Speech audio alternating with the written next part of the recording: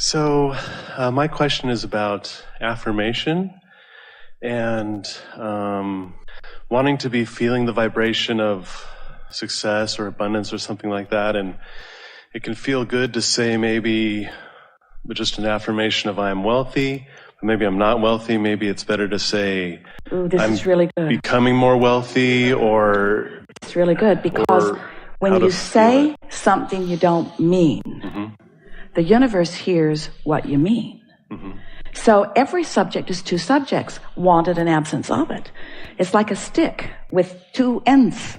So if you're feeling not enough money for whatever reason, and you decide that you're just going to affirm how much money you have or how much money is coming in that moment of that negative emotion, what do you think the universe is hearing? Because the universe isn't hearing your words. The universe is responding to your vibration. So, wasn't that good?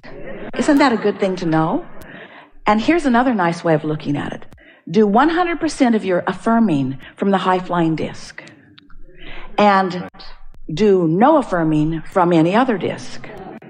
Because it falls into the category of trying too hard and it just sort of activates something that you didn't mean to activate. That was really helpful too, don't you think? Yeah, so sometimes affirming it feels like helps bring me up to a higher disc, and other times it feels like it doesn't. Well, if it does, then do it, and if it doesn't, then don't. Okay. In other words, you can feel when you're trying too hard. We've talked about focus wheels and different things. The focus wheel is really an effective tool because, do you know about it?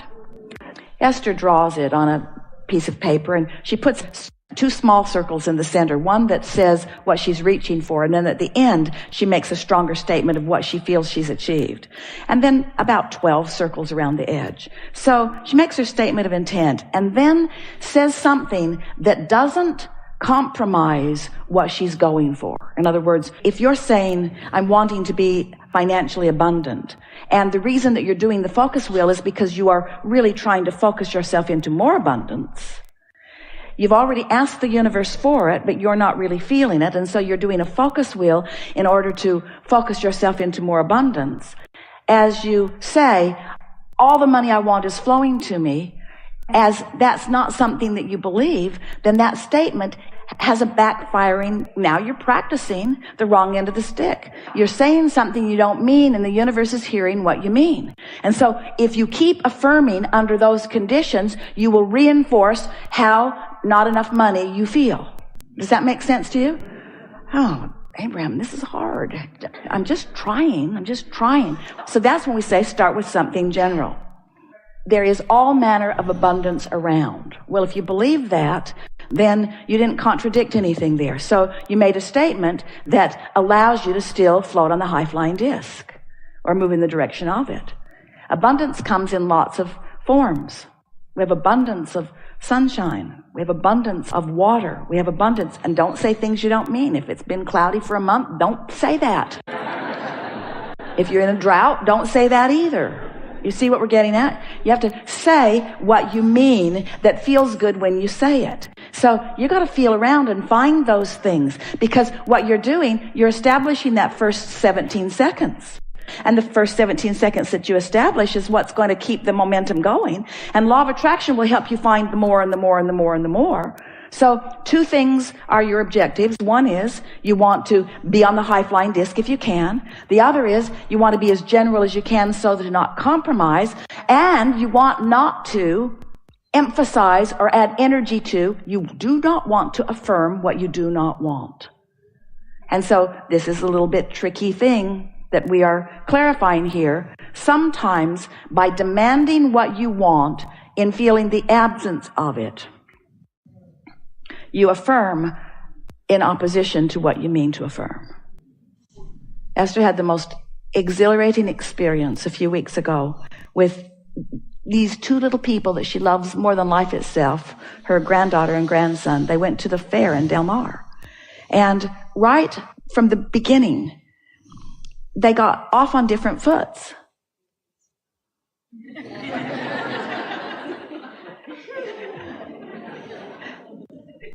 Kate was blissed out, Luke not so much. So the first thing that happened, Kate won on this spinning wheel, something she really, really wanted, because the man let her spin 3 times till she got what she wanted.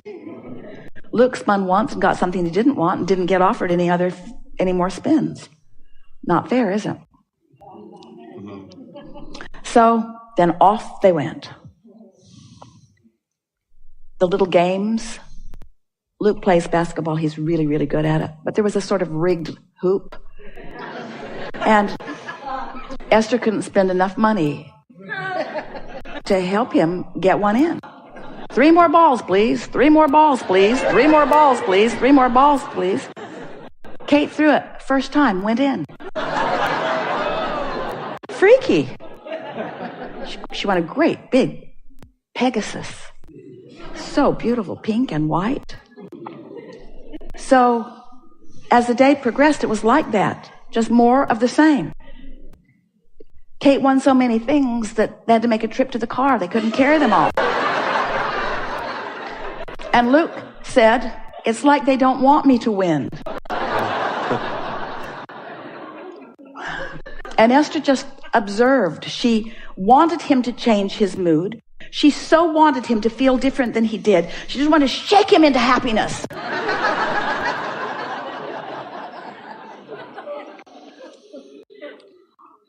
Be nice if that worked. Even though it defies every law that we know to be. So at the end, they had gone to the fair really because there was the Train concert. And all of them liked Train so much. And stage manager picked Kate from the audience to go on stage with Train.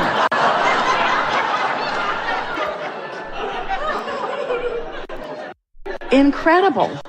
Incredible. And as Esther looked, happy, not happy, happier, less happy, happy, happy, happier, unhappier, unhappier, unhappier, unhappier. It was the most remarkable experience. And nothing could be done. That's not the time to have the teaching moment, is it? Not with anybody else and not with you either. And then the concert was over. It was almost time to leave the fair. The band played its last number. The crowd applauded and applauded and applauded and applauded and applauded and demanded an encore, and out they came again. Another wonderful song. And lead singer has 3 more T-shirts, which he lobs into the audience. And Kate gets one of them.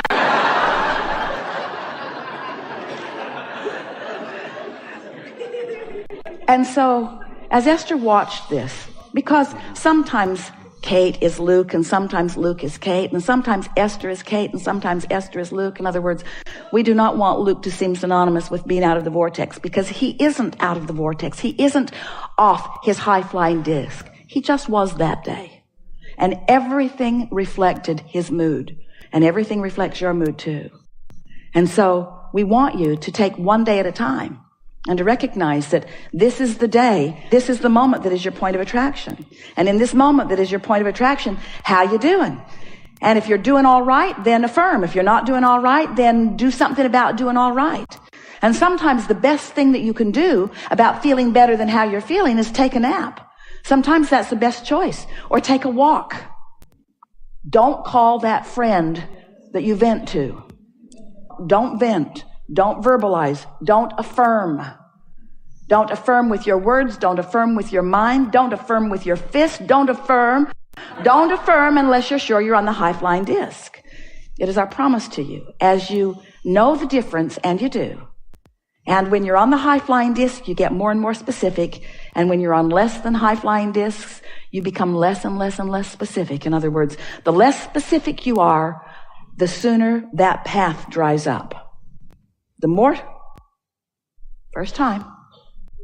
specific you are, the more you open the valve, you open the pipe.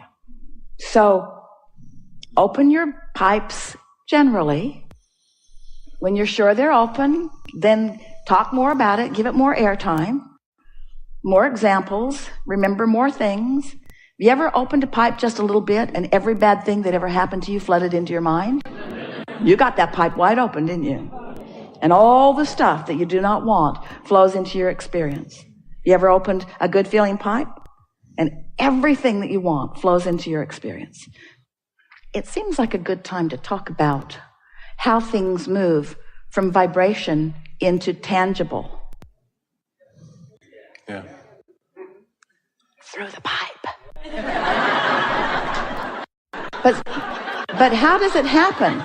How does it happen? How does it come? So you're on that vibrational wavelength, wanted or unwanted. Let's say wanted. You're on that vibrational wavelength. You've been there for a little while. So now you've got some momentum going. So more thoughts are beginning to flow to you. Ideas are beginning to flow. Can you accept an idea as a manifestation, as an early manifestation?